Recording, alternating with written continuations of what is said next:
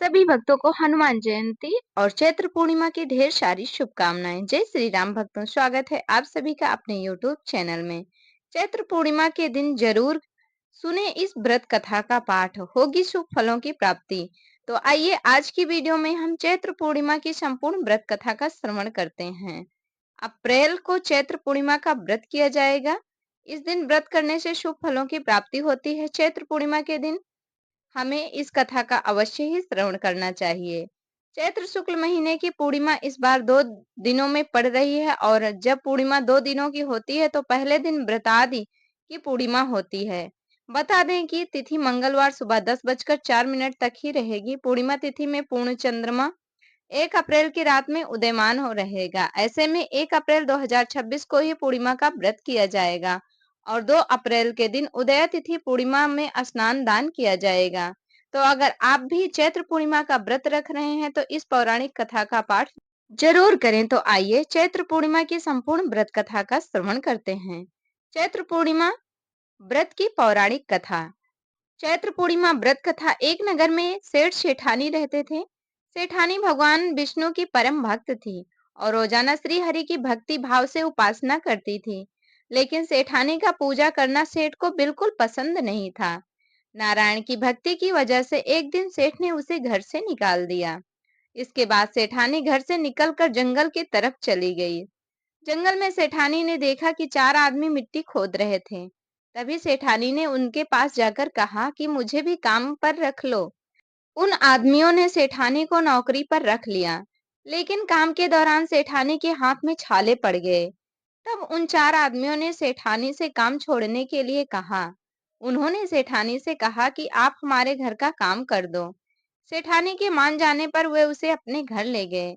वहां वे चारों आदमी 4 मुट्ठी चावल लाते और उसे बांटकर खा लेते हैं। ये देख सेठानी को बहुत बुरा लगता।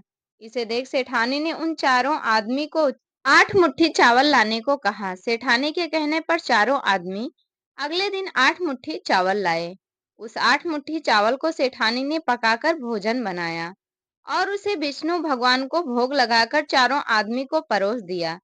जब चारों आदमी ने उस भोजन को खाया तो वह भोजन उन लोगों को बहुत स्वादिष्ट लगा और उन्होंने सेठानी से कहा कि सुनो बहन, आज जो तुमने खाना बनाया वह बहुत ही स्वादिष्ट है।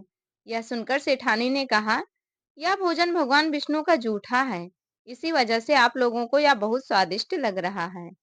सेठानी के जाने के बाद सेठ भूखा रहने लगा।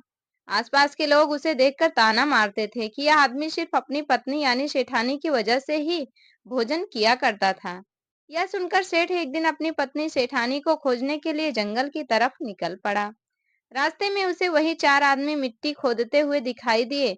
उसे देखकर सेठ ने कहा, सुनो भाई, क्या तुम मुझे काम पर रख सकते हो? तब चारों आदमी ने उसे भी काम पर रख लिया। लेकिन मिट्टी खोदने की वजह से सेठ के हाथों में छाले पड़ने लगे और उसके बाल उड़ गए। यह देखकर उस चारों आदमी ने कहा, सुनो भाई, तुम यह काम रहने दो।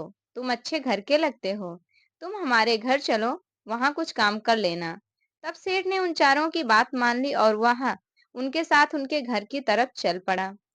घर पहुंचने के बाद सेठ ने सेठानी को देखते ही पहचान लिया, लेकिन सेठानी घूंघट में थी। इस वजह से वह अपने पति यानी सेठ को नहीं पहचान पाई। हर दिन की तरह इस दिन भी सेठानी ने भोजन बनाकर भगवान विष्णु को भोग लगाकर सभी को खाना परोस दिया। जैसे ही सेठानी सेठ को भोजन देने लगी तभी भगवान विष्णु ने सेठानी का हाथ पकड़ लिया और कहा, ये तुम क्या कर रही हो?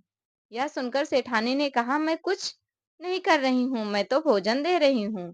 भगवान विष्णु ने मेरा हाथ पकड़ लिया है।